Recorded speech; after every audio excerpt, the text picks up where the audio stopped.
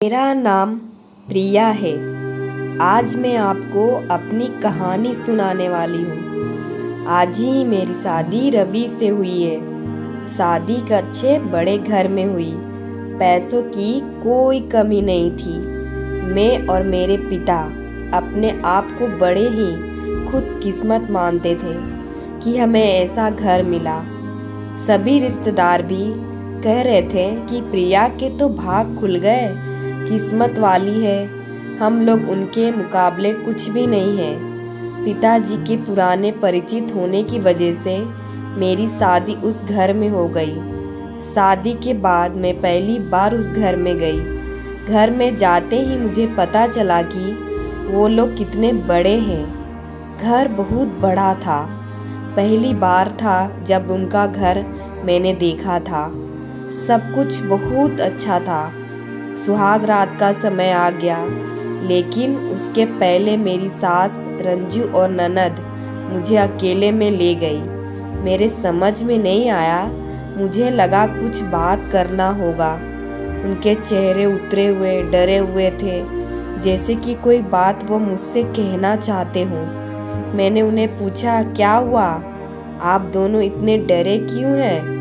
मेरी सास रंजू बोली, बेटा, हम तुम्हें कुछ बताना चाहते हैं, लेकिन तुम यह सुनकर हिम्मत रखना।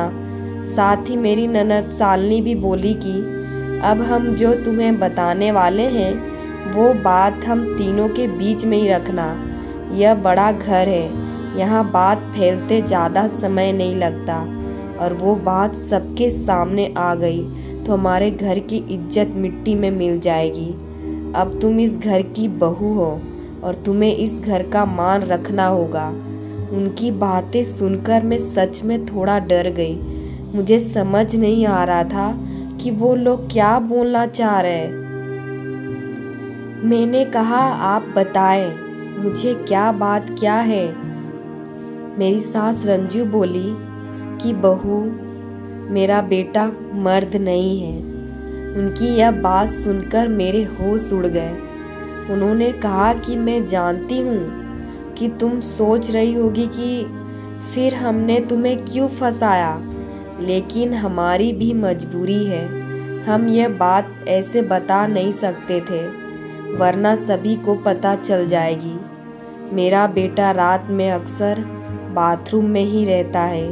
पता नहीं वहाँ क्या करता है। जब भी उसे पूछो तो यही कहता है कि उसका पेट खराब है।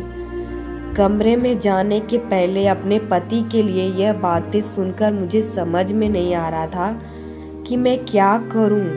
मेरी ननद शालिनी कहती है कि तुम उससे बात करना, थोड़ा समय उसके साथ बिताओ, फिर उससे खुलकर बात करो।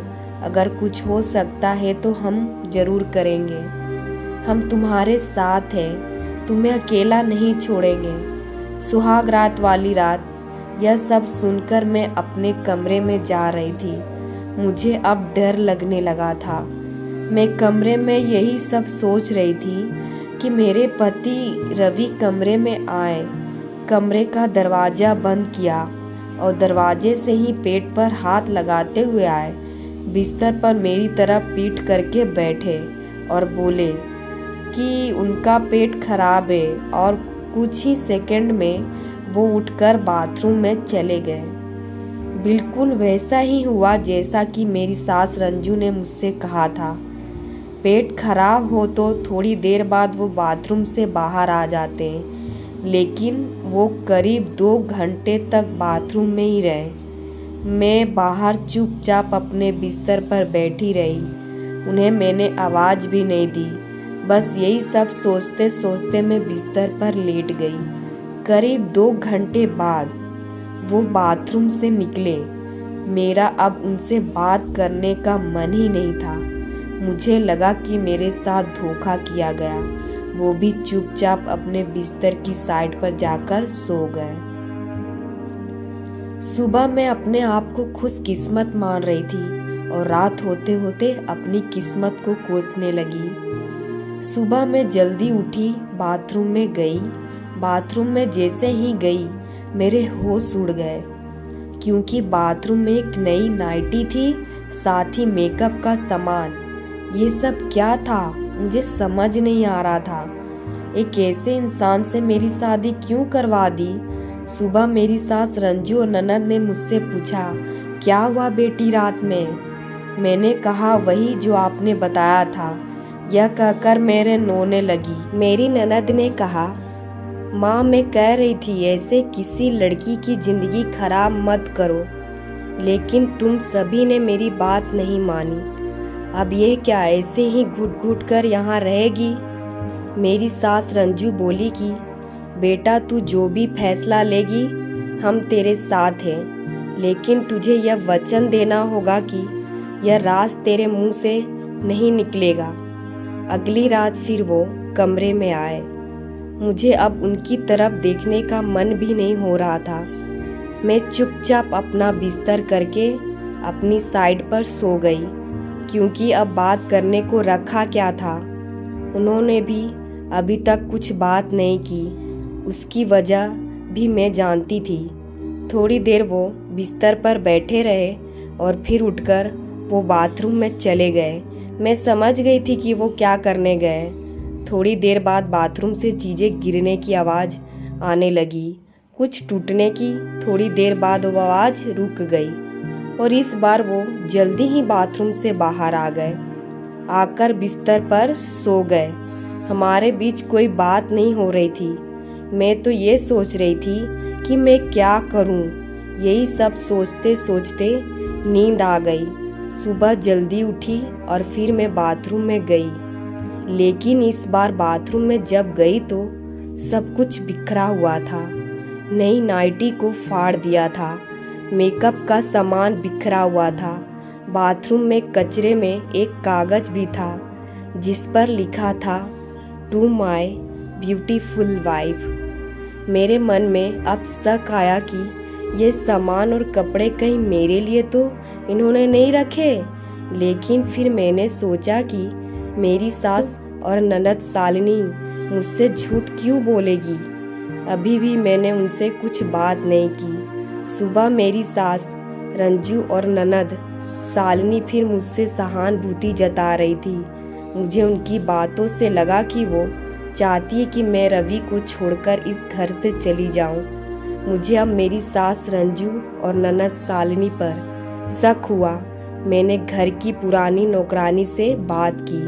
मैंने बातों बातों में उससे पूछा कि रवि कैसे हैं। वो बोली कि वो बहुत ही सीधे हैं। उनकी माँ और बहन तो चाहती थी कि उनकी शादी उनके बहन के पति के रिश्तेदार से हो।